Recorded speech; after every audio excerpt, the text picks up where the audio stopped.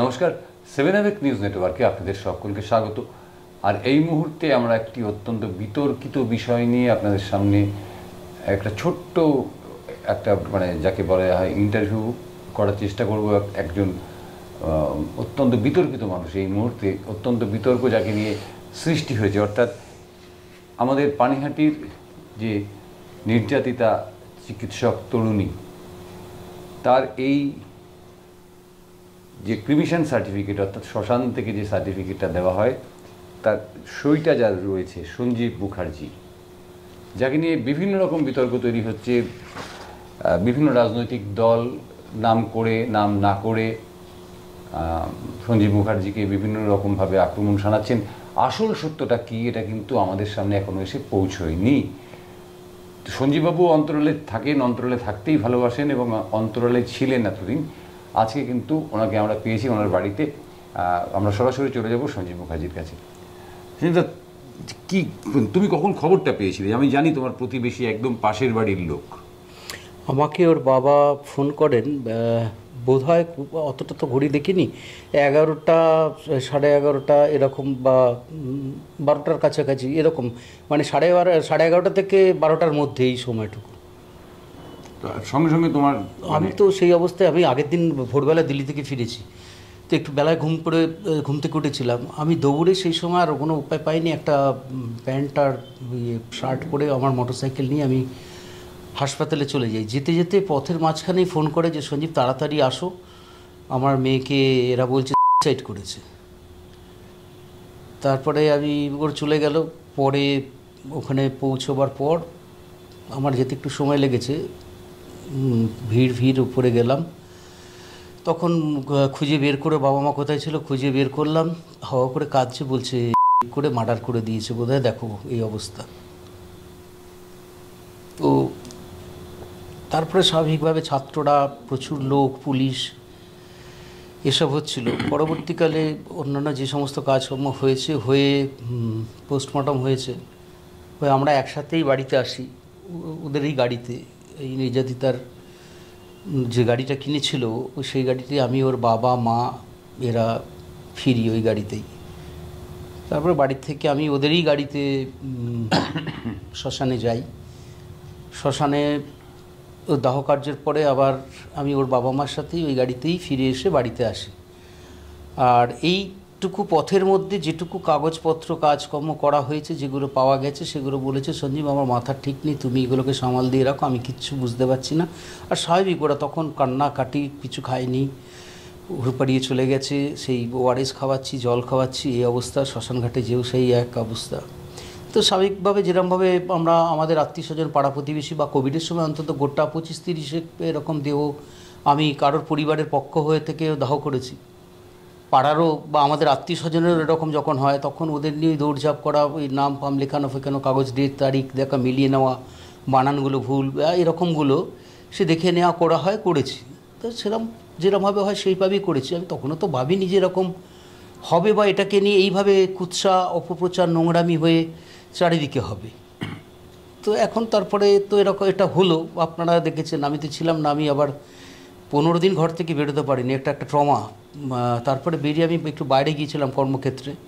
তো সেখানে যে জায়গায় ছিলাম, রিমোট এরিয়া, মোবাইল টিভি ফিভি নেই, অত মোবাইল নেটওয়ার্কও পাওয়া যায় না, আমি অত বুঝিনি। তবে 2-4টে ফোন, এবার রাতের পরে যখন আমি আমার রুমে ফিরেছি তখন প্রচুর ফোন আসতে থাকে, কারণ আমার এই ফোন নাম্বারটা দিয়েই পোস্ট করা হয়েছিল। আর সেই ফোনটা ধরে যেরকম পেরেছে আর কি আমাকে ফোন করেছে, যা খুশি তাই বলা শুরু হয়েছে। তোর বাবাকে আমি বললাম যে এরম এরম ঘটনা এই হয়েছে। বললো দাঁড়াও, আমি তো জানি না, আমি ডাকছি মিডিয়াকে। ও বোধহয় মিডিয়াকে, বোধহয় না, একদম নিশ্চিত করে মিডিয়াকে বলেছে। দিয়ে তারপরে পরে আমাকে বলে পাঠালো যে আমরা জানিয়ে দিই, সেটা হবে না। আমি ততক্ষণ ওখান থেকে রওনা দিই। এবার আমার শুভাকাঙ্ক্ষী বন্ধু বান্ধব, আত্মীয় স্বজন সবাই বলা শুরু করলো যে তুমি কিছু বলছো না কেন, তুমি নির্যাতিতার পক্ষে হয়ে বা ওদের পরিবারের হয়ে এত পোস্ট করছিল, এত লিখছো। অ্যাকচুয়ালি আমি ভেবেছিলাম যে এটা কাদায় ছেটাবো না, হ্যাঁ, এটা হয়তো কোনো বাচ্চা ছেলেরা কেউ একটা ভুল টুল করে ফেলেছে বা করছে, বা ছাত্র যুবদের মধ্যে আবেগ রয়েছে, সবারই যন্ত্রণা আছে, সেটাতে করছে, হয়তো ওটা ঠিক হয়ে যাবে। পড়ালেখা জানা যে দেখবে, সেটা বুঝবে, যারা সোশ্যাল ওয়ার্ক করে তারা বুঝতে পারবে, ঠিক হবে। কিন্তু পরবর্তীকালে আমি যখন দেখলাম যে তাবড় কয়েকজন রাজনৈতিক ব্যক্তিত্বদের ফেসবুকে প্রোফাইলেও এটা শো করছে, তখন আমার মুখেও বলছে তখন আমি এটাকে নিয়ে দেখলাম যে না, কালকেই আমি প্রথম ফেসবুকে লিখলাম যে ফ্যাক্টটাকে নিয়ে, ব্যাপারটাকে নিয়ে।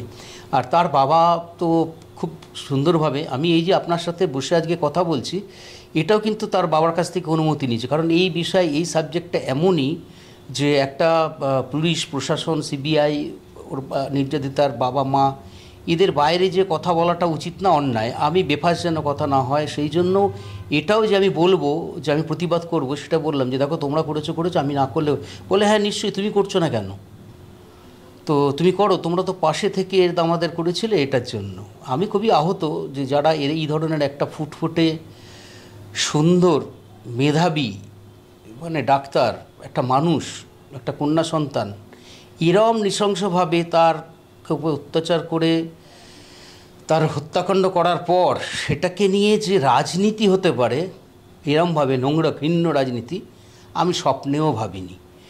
মানে যখন 14 তারিখে সারা পৃথিবী এক জায়গায়, গরিব বড়লোক, হিন্দু মুসলমান, শিক্ষিত অশিক্ষিত, ইস্টবেঙ্গল, মোহনবাগান, মোহামেডান, সব এক হয়ে, সব দল হয়ে সমস্তভাবেই নেমে পড়ল, ঠিক আছে এটা প্রতিবাদী হোক, প্রতিবাদী হবে, শাস্তি হবে, সব সরকারি বলেছেন, দলেরা বললেন, সবাই চাইছে ফাঁসি হোক, নির্যাতিতা।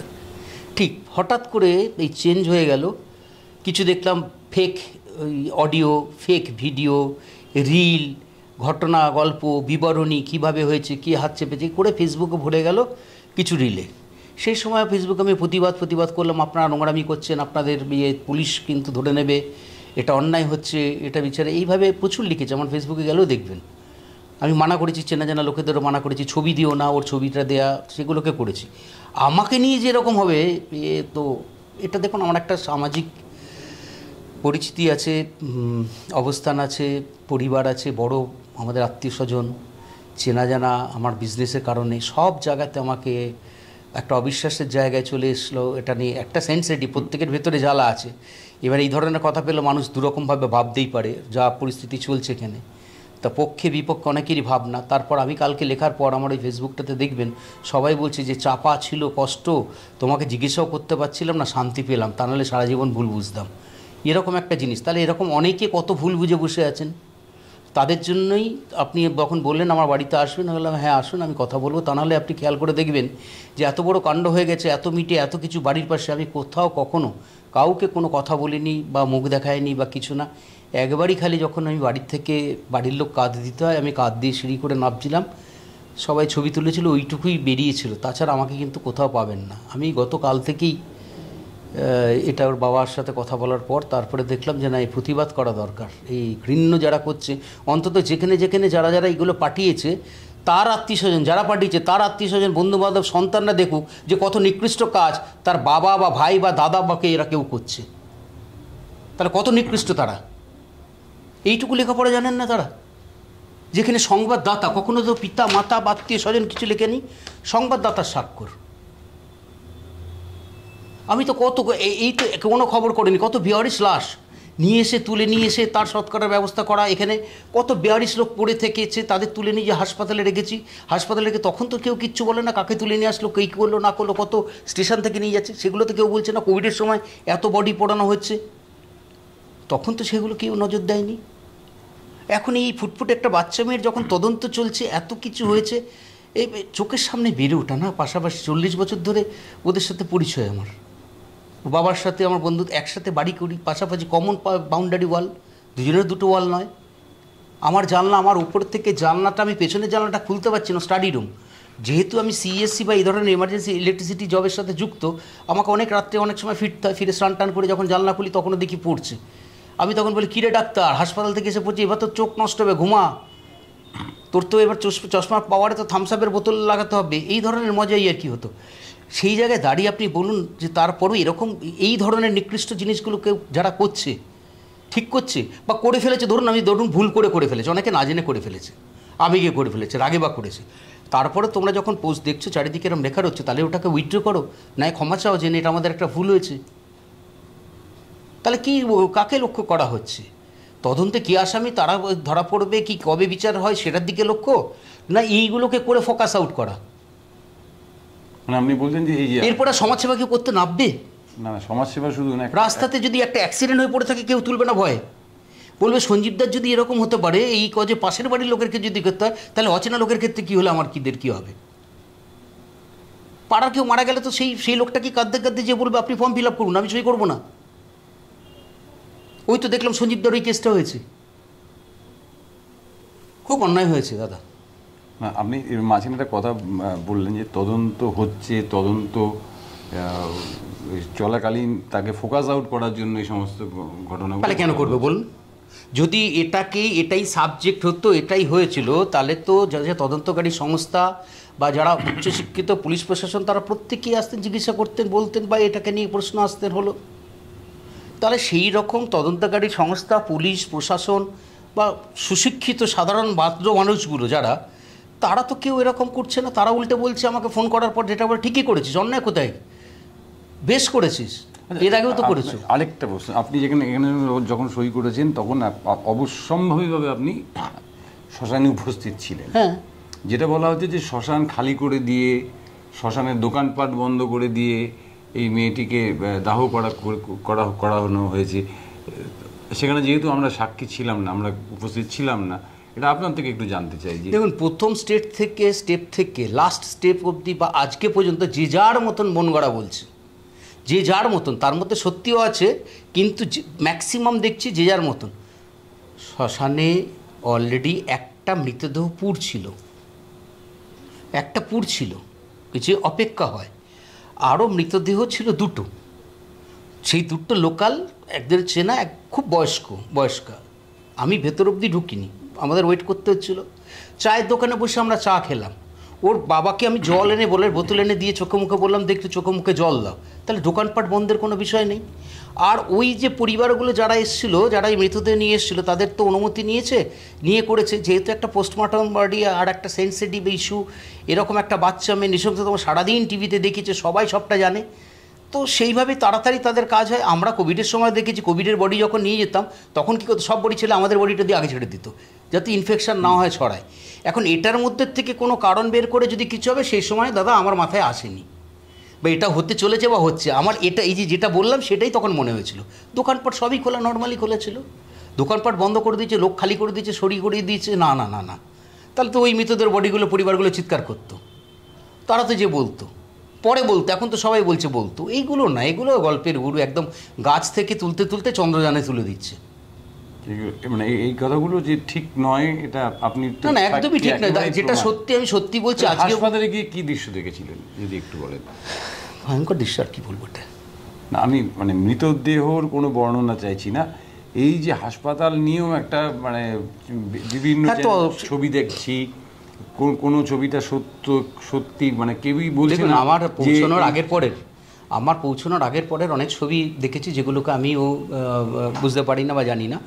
আমি বাবা মার সাথে ছিলাম সবসময়, যেখানে গিয়েছিলাম ওর বাবা মার আমি ছিলাম।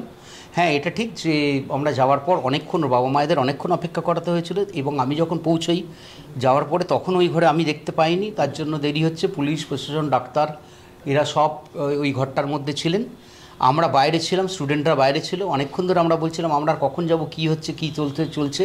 তো সেরকম একটা হয়। তারপরে পরবর্তীকালে অ্যাপিল হয়, ম্যাজিস্ট্রেট আসেন, ম্যাজিস্ট্রেট এনকোয়ারি হয়, সেগুলো হয়, পরে যেগুলো নিয়ম মেনে যেগুলো হয়েছে সেটা হয়েছে। তো এই রকম ঘটনায় প্রচুর ভিড়, প্রচুর পুলিশ, প্রচুর স্টুডেন্ট, পাবলিক ওঠেনি, আমি পাবলিক চিনি না, বুঝতে পারবো না। স্টুডেন্টরা ছিলেন, তারা আছে ভেতরে, কারা গেছেন আছেন তাদের তো চিনতাম না। আর যখন ওই রকম একটা মহলের মধ্যে মাথা ববা করে ঘুরছে, বাইক চালিয়ে গেছি, তারপরে কান্নাকাটি, বাচ্চাটার মুখ দেখতে পারবো না, মানে দেখতে পাচ্ছি না, বা এরকম কেন, এরম কি হলো, এরম একটা ঘটনা। তারপরে যখন ওই জায়গাটাতে, স্পটটাতে যে ওকে দেখে ফেললাম, তারপরে কিন্তু অনেকক্ষণই কোনো হুঁশ ছিল না, ঘর থেকে বেরিয়ে এসেছি। আচ্ছা, আমি হুঁশ না থাকা সত্ত্বেও আপনাকে একটা কোয়েশ্চেন করছি, যে পুলিশ বলছে যে নীল চাদর, ঘটনাক্রমে 3টে রং উঠে আসছে, লাল, সবুজ, নীল। আপনি কোন রংটা দেখেছিলেন? আমি দেখুন, আমার হালকা একটা মনে হচ্ছে, ওই ঘরটায় ঢুকলাম আমরা, বাদিকে গেলাম, বড় ঘর, অনেক চেয়ার টেবিল, কম্পিউটার পড়ে রয়েছে। তারপরে ডান দিকে যে একটা বেডের ওপরও শুয়ে রয়েছে, ওর একটা কাপড়ের ওই চুড়িদারের কাপড়ের ইয়েটা উপরে রয়েছে, আর সবুজ রঙের একটা চাদর দিয়ে ও ওইভাবে পড়ে রয়েছে, আর এই রক্ত বেরোচ্ছে, ব্যাস। কিন্তু পুলিশ বলছে নেই। আমি কিছু বলতে পারবো না ওইসব নিয়ে, কে কী বলছে না বলছে। আমি যা দেখেছি তখনও দেখেছি, এখনও বলছি, পরে বলবো, কোনো ভ্রম হয়নি। বাকিটুকু আমি বলতে পারবো না। পরে চেঞ্জ হচ্ছে কি হয়েছে, নাকি নেওয়ার সময় হয়েছে, না তার আগের ঘটনা হয়েছে, তারপর তো অনেক কিছু হয়েছে তদন্তের ক্ষেত্রে বা ফরেন্সিকের ক্ষেত্রে, ওরা এই সুরতাল হয়েছে, এই সমস্ত হয়েছে। তারপরের থেকে কিন্তু আমি আর ওটা দেখিনি, মানে ওই যে একটা সময় যে ওকে দেখে এসেছি, এরপরে যখন ট্রলি করে ওকে সাদা সাদা মুড়ি দিয়ে বেরিয়েছে সেটা দেখেছি। আর হচ্ছে বাড়ি থেকে ওই নামানোর সময় ওইটা, এমনকি শ্মশানও আমি ভেতরে ওর শেষ সময়টাও আমি মানে যে থাকতে পারিনি, যে আমি যাব যে পাশে, ওর মা কাজ করছিলেন ঠিকই, আমি ওই বাইরেই ঘোরাঘুরি করছিলাম। তারপর বেরিয়ে আসলেন, ওদের কাজটা করে যখন বেরিয়ে আসলেন, তখন ওদের নিয়ে আমরা এই ভেতরে ছাতা মতন যেখানে আছে বাইরে সিঁড়িতে বসলাম, তারপরে ছাতাতে বসলাম। কাজ হয়ে যাওয়ার পর ওরা ঘাটে গেলেন ওই জলটল দিয়ে। আমি ঘাটেও ওটা সময় গিয়েছিলাম আমি, ওটা যে সাথে যদি স্লিপ কেটে না পড়ে যায় ওইখানে জলটা থাকে, সেই সময় সাথে ছিলাম আমি। ঘাট থেকে উঠে ওদের গাড়িতেই উঠে এসে ওদের বাড়িতে আসি। তারপরে ওই মেয়েটির মানে ডাক্তারের যে গ্যারেজে গাড়িটা, তাদের গ্যারেজে তুলি, ওদের বাড়িতে পাঠানো, ওষুধ খাবে কি না খাবে কী হবে সেগুলো আলোচনা করে সবার শেষে আমি বাড়িতে ফিরি। কিন্তু এখানে আরেকটা কোয়েশ্চেন হচ্ছে যে আমরা মৃতার বাড়িতে ওই 9 তারিখ সন্ধ্যার থেকে অপেক্ষা করছিলাম, ডেড বডিটা চলে এলো, কিন্তু আপনি এবং মৃতার বাবা মা তারা বহু পরে এলেন। আমরা দেখলাম যে প্রায় 1-1.5 ঘন্টা পরে আপনারা ওখানে পৌঁছলেন, এবং যেটাকে কেন্দ্র করে ওখানে একটা বিক্ষোভও তৈরি হয়ে গেছিল আপনারা আসার পর। সেটা কিন্তু মানে সেই সময়টা আপনারা কোথায় ছিলেন, বা আপনারা কি কোনো জ্যামে আটকে গেছিলেন? না, আমার মোটর সাইকেল ছিল।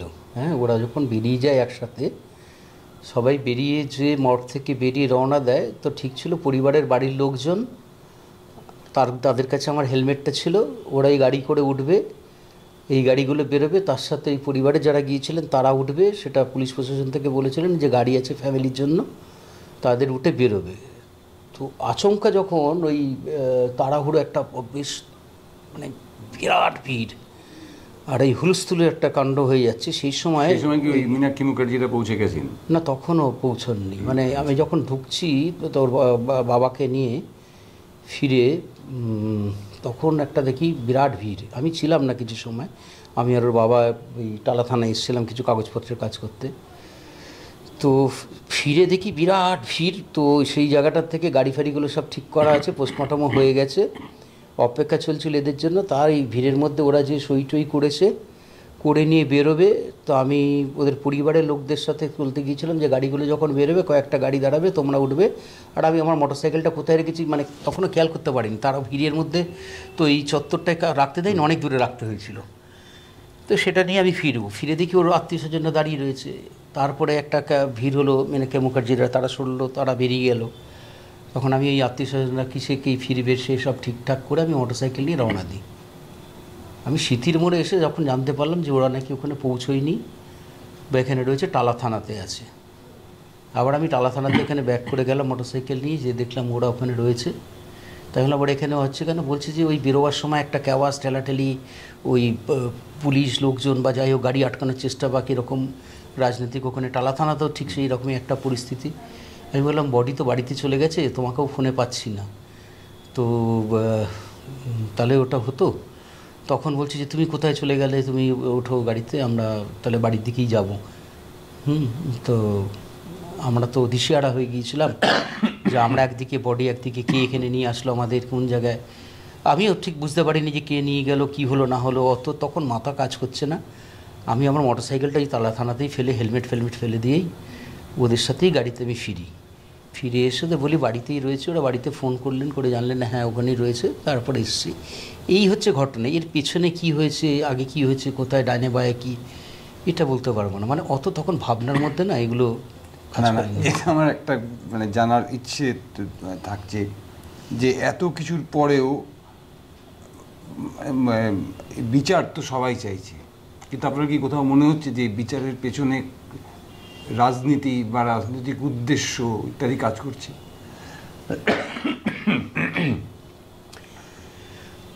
দেখুন, আমি এই বিষয়ে একটা কথাও বলবো না।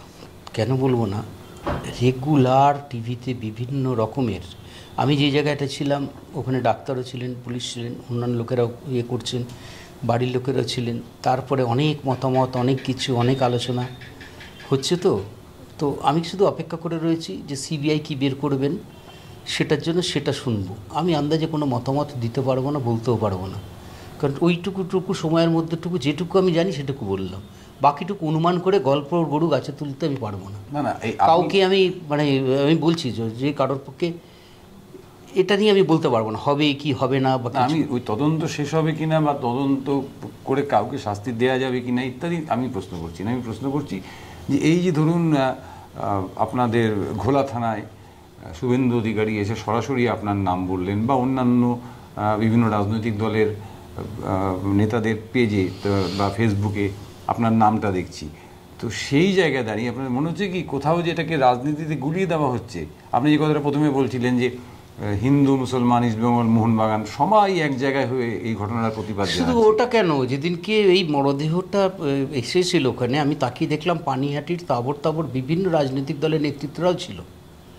সবাই কিন্তু বেদনাহত হয়েই, শোকাহত হয়েই তাদের সন্তান গেছে বলে তারাও ছিল সেখানেও। তাদের কোনো রকম উদ্দেশ্য আমি কিন্তু নজরে পড়িনি। তাদের সাথে আমার চোখাচোখি হয়েছে, তারা দেখেছে।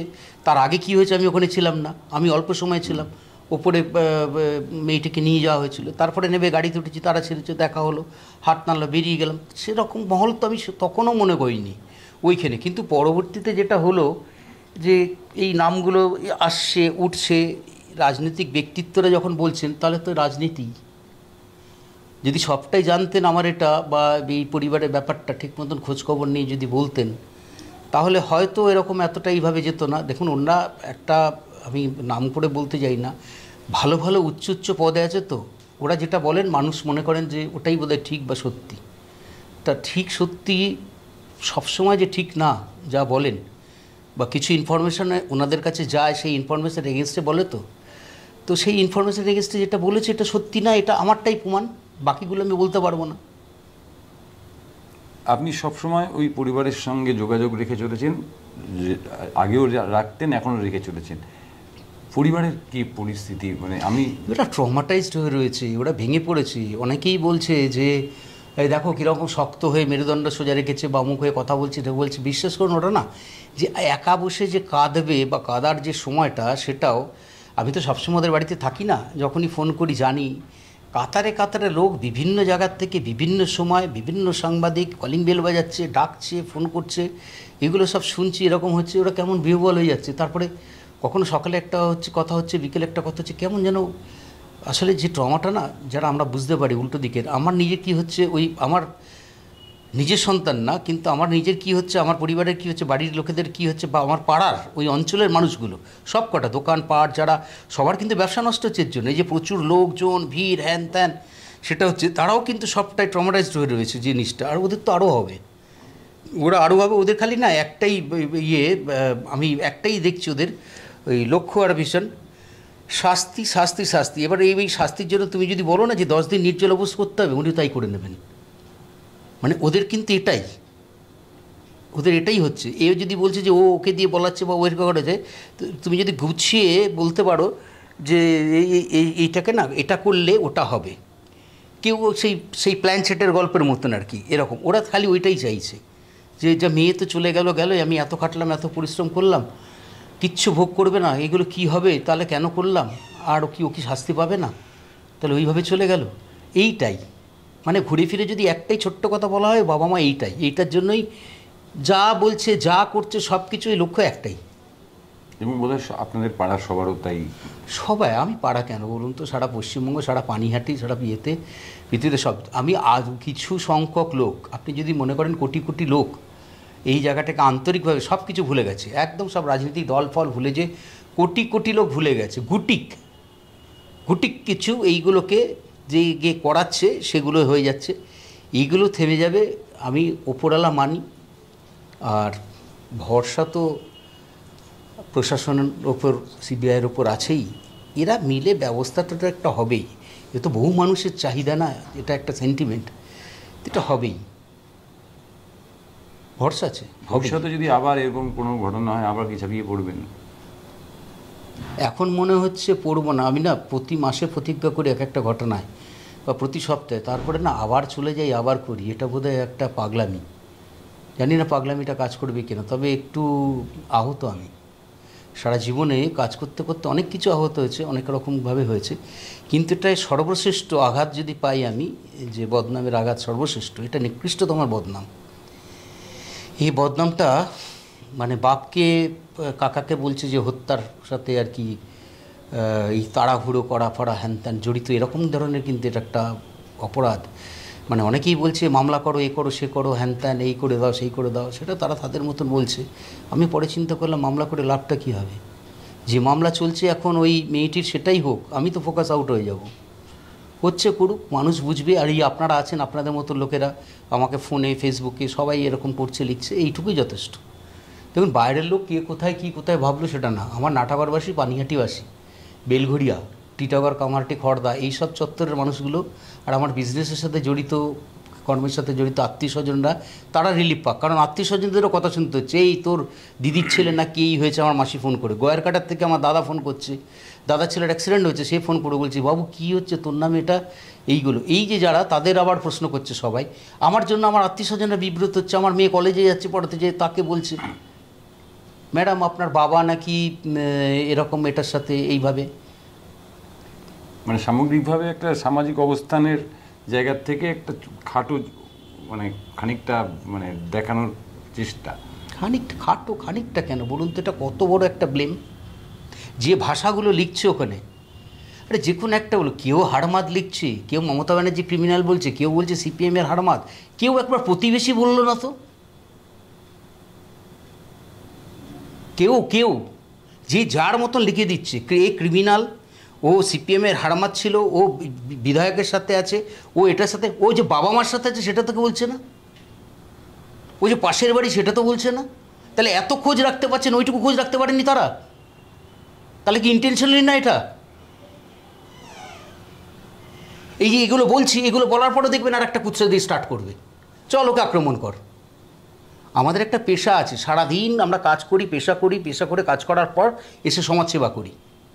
24 ঘন্টা আমাদের কোনো রাজনীতির আমার পেশা নয়, আর সমাজসেবা 24 ঘন্টা পেশা নয়। আমাদের তো অন্য সংস্থান করতে হয়, নিজের আয় করে নিয়ে নিজের পয়সা থেকেই সমাজসেবাগুলো করি।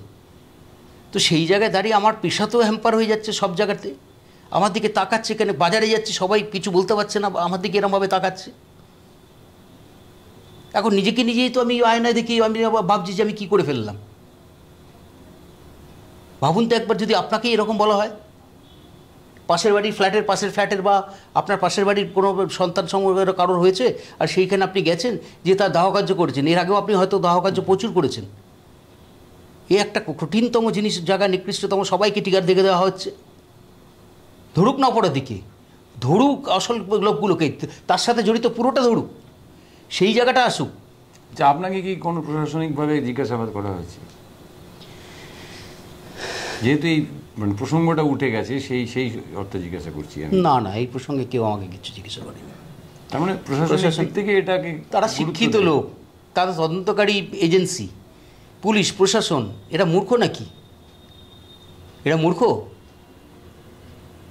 আপনিও মূর্খ নাকি? আপনিও তো এসছেন খোঁজ করে।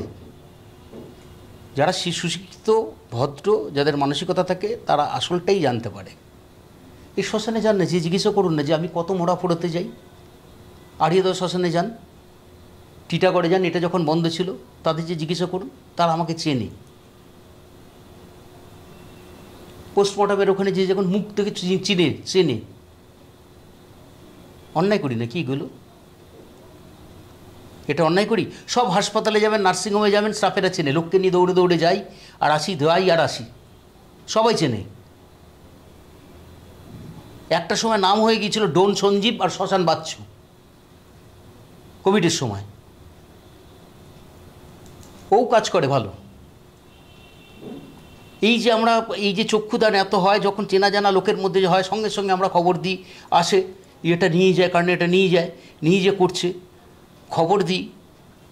প্রভা ফাউন্ডেশন থেকে ওরা আসেন, এসে নিয়ে যায়, এরকম করবে। তারপরে তো এরপরে বলে দেবে শকুন, অপেক্ষা করে বসে থাকে চক্ষু খুবলে নেওয়ার জন্য। সেইটা দিয়ে যাতে তাড়াতাড়ি ওখানে পৌঁছায়, পরের দিন ফলো আপ করি যে না তারা ওই দুটো দৃষ্টিশক্তি পেয়েছে কিনা, সেখান থেকে সার্টিফিকেট নিয়ে ফলো আপ করি, এরপরে তো সেটাও নিয়ে বলে দেবে। আমি আপনাদের মাধ্যমে অনুরোধ করছি যে এই মানুষগুলো যারা এগুলো সরাচ্ছেন তাদের বাড়িতে মা আছে, বোন আছে, দিদি আছে, মেয়ে আছে, ভাগনা আছে, ভাগ্নি আছে, ভাইজি আছে, তাদের সামনে আপনারা মুখ দেখাতে পাচ্ছেন তো এই কুৎসা করে? না তারা হয়তো মুখে কিছু বলতে পারবে না, কিন্তু আপনার সম্পর্কে কোথায় চলে যাচ্ছে সম্মানটা তাদের? যে আমার বাড়ির লোকটা কি, আমি কিন্তু সম্মান হারাইনি আমার মেয়ের কাছে। আমার মেয়ে জানে বাবা কী করেছে, না অবধি কী হয়েছে। খালি হাসতে হাসতে বলছে, আমি যখন বিহার থেকে ফিরছি হাসতে হাসতে বলছে এই যে হাড়মাত বাবা, এই যে ব্যঙ্গ করে আর কি বলছে, এই যে বাহ ভালো তুমি নিলে। তারপরে এসে বলছে যে শোনো বাবা, আমিও পরোয়া করি না, সবাই জিজ্ঞাসা করছে তুমি যা করেছো বেশ করেছো, আমি নিজে যেতে পারিনি 3-4 দিন, ও কলেজে যেতে পারিনি, এই ঘটনার পর 3-4 দিন ও বেরোয়নি, বাড়িতে ছিল, শ্বশুর বাড়িতে ছিল, সেখান থেকে চলে এসছে এখানে। হ্যাঁ, এই ঘটনার পর এখানে হয়েছে। তো এগুলো আমি হয়তো অনেকটাই গল্প করে ফেলছি, মানে জ্বালাটা এমন না, আবেগটা। হ্যাঁ, সেটা সরি যদি কাউকে কোনো রকমভাবে কোনো রকম ইনসাল্ট বা আঘাত করে থাকি, তারা আমাকে ক্ষমা করবেন। আমি একটু অন্যরকমভাবে মেন্টাল মাইন্ডসেটে রয়েছি, যদি কোনো ভুল ত্রুটি বাজে কথা বলে থাকি ক্ষমা করবেন প্লিজ।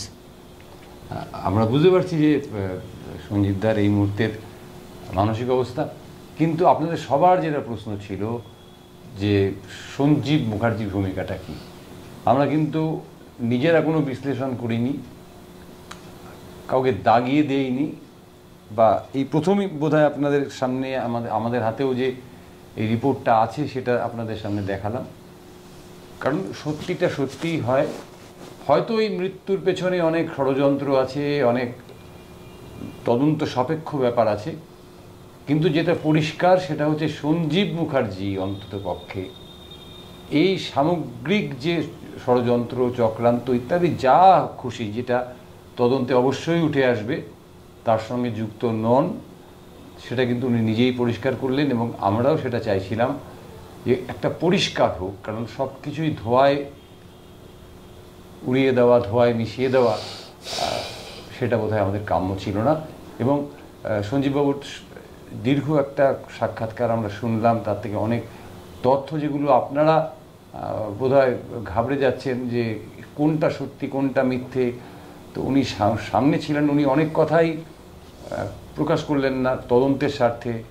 অবশ্যই এটাই উচিত, আমরা যেভাবে সব কথা মানে আমি কালকেও আপনাদেরকে বলেছিলাম যে যেভাবে মিডিয়ার ভূমিকা পালন করছে তাতে কিন্তু ষড়যন্ত্রীরা সাবধান হতে পারে, যারা প্রকৃত দোষী তারা সাবধান হতে পারে। অন্ততপক্ষে সেই জায়গার থেকে দাঁড়িয়ে আমরা সঞ্জীববাবুকে ধন্যবাদ দেব এই কারণে যে উনি প্রকৃত অর্থে একজন প্রতিবেশীর কাজ করেছেন এবং এটা উনি করে যাবেন আজীবন, এই বিশ্বাস রাখছি। সবাই খুব ভালো থাকবেন। জয় হিন্দ।